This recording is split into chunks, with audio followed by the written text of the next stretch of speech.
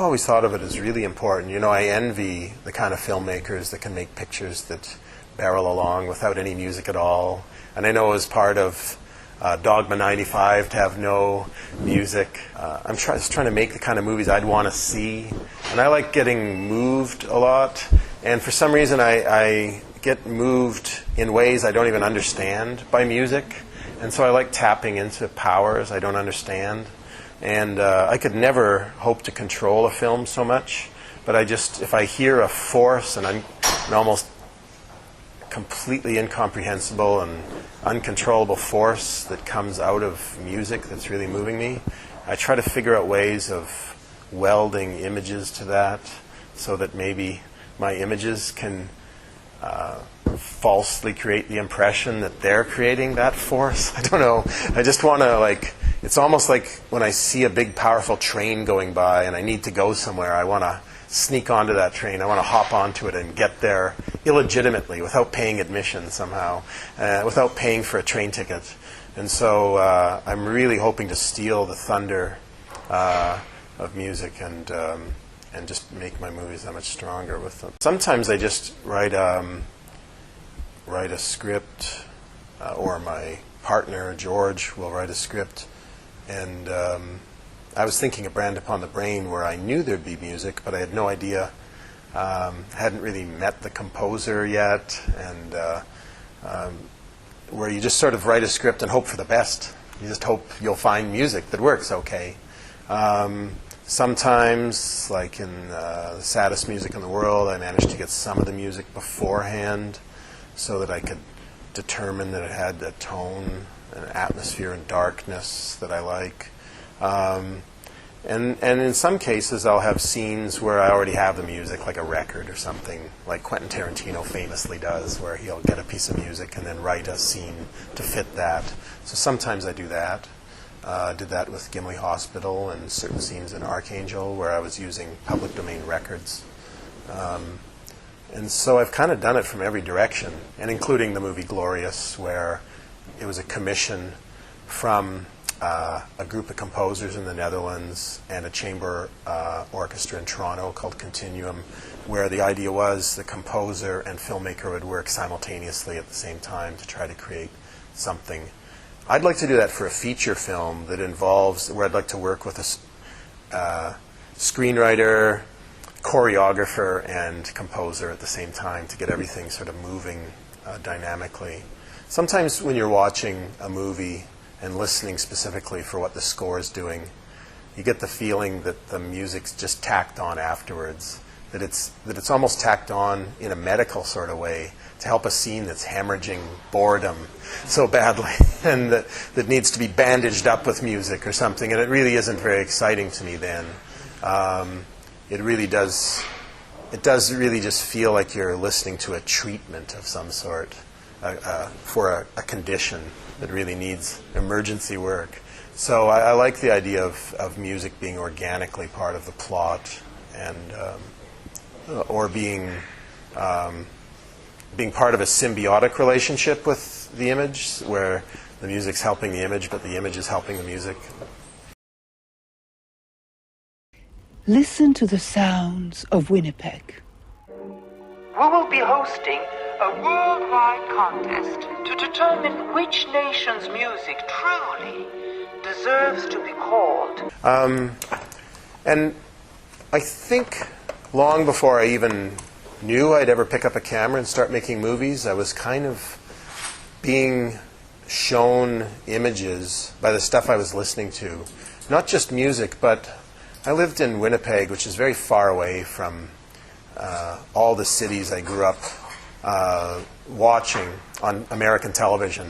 The closest American city was Minneapolis, and late at night you could get Minneapolis radio stations, but very crackly and very remotely. And sometimes the radio stations would be very audible, and then a few seconds later they would be eclipsed by other radio stations.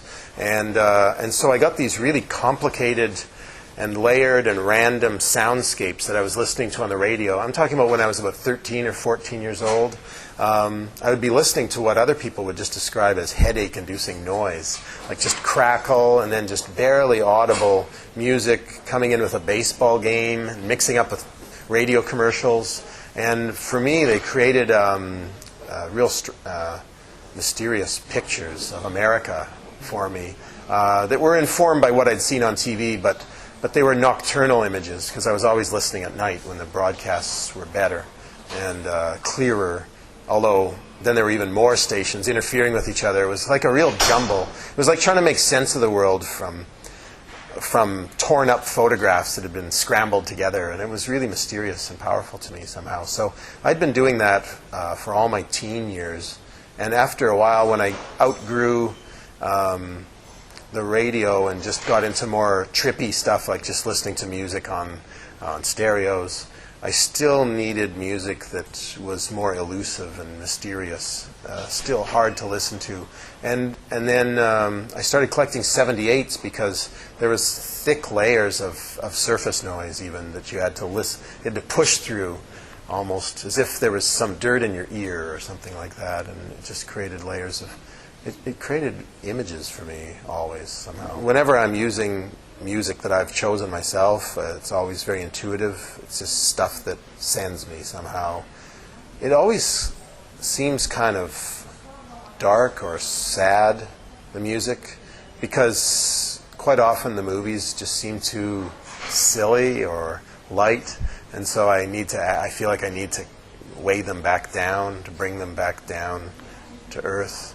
And I also don't want people to think that I think I'm so funny. So I have to make almost funereal music in there to just wipe the smile off the face of the movie a little bit, so that no one thinks the movie thinks it's funny.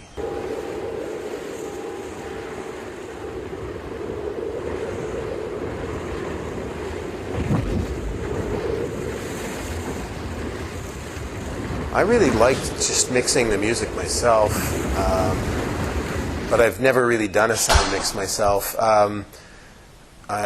When I was editing my early movies, I would do so on this old primitive machine, the Steenbeck, and you could only have 2 soundtracks at once going, and you could sort of control the volume of it while you were watching the movie. And but what you're supposed to do is have as many soundtracks as possible so that the mixer can relax and not worry about adjusting the volumes frequently. And but I used to cram them all onto the 2 soundtracks and really memorize where they were. And I don't know, this is kind of a pointless reminiscence, but I used to perform sort of dress rehearsal sound mixes that I really liked. And I liked the fact they were primitive. Sometimes the sound was too loud, sometimes a bit too quiet. As long as the ambience, the background noise was nice and loud, I was happy. And then whenever I went into the mixing studio where the engineers were the bosses and the filmmakers had to almost be their slaves, quite often they didn't mix it the way I wanted it to at first, and I had to really fight to have, because they were trying to give it a conventional television mix, and I really wanted a primitive mix, as if a 5-year-old was just messing with the buttons, so I would win, but I always angered the sound technicians, and I always lost their friendship if I had it in the first place. I'm not an American. I'm an infomaniac. Lady Fort Huntley's beer!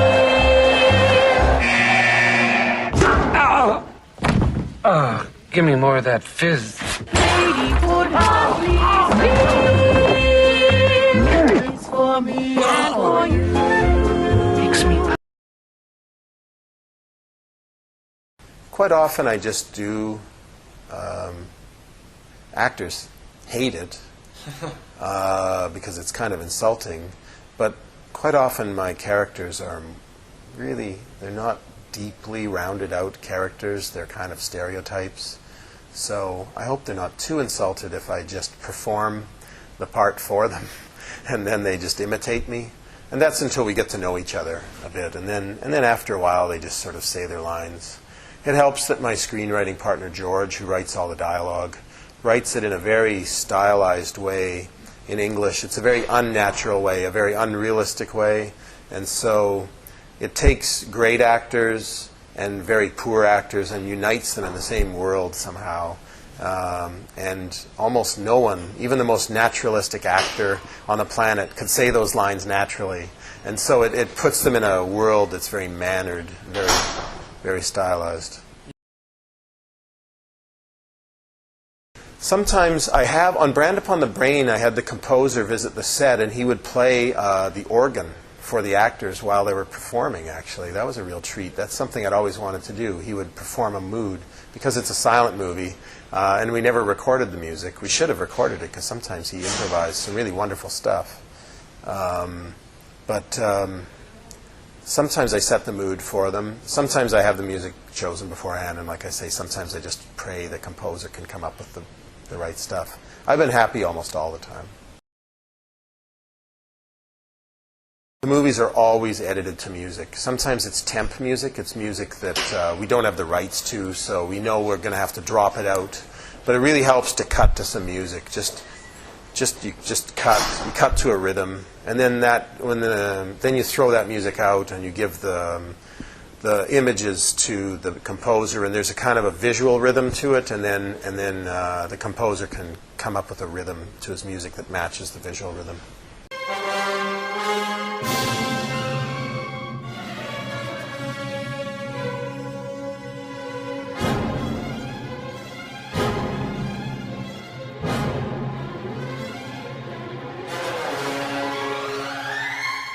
Well, I always think of my movies as fairy tales, whether they're modern fairy tales or ancient, but somehow just the classical music, this stuff which is really romantic sometimes, and or symbolic music, but it's just very rich and lush.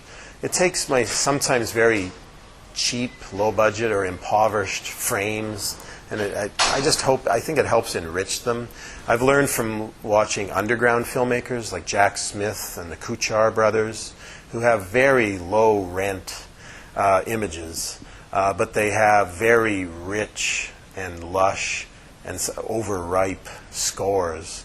And somehow, at the end of watching the movie, you feel like you've just been through a really rich experience. Even though you know it's low budget, it just feels rich and filled out, and it's because the music is so big. And so I've been borrowing from their strategies, that's for sure.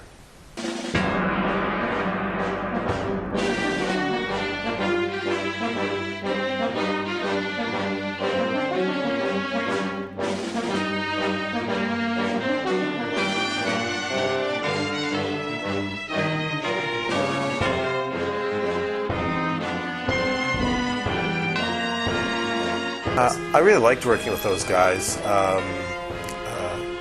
especially Jason, because with Chris Dedrick I had more time, luckily, and so he and I could talk back and forth. But with Jason, in both cases that we've worked, that's Winnipeg Mon Amour and De True dans la Tête, we had such strict deadlines that there was almost no chance for a second draft.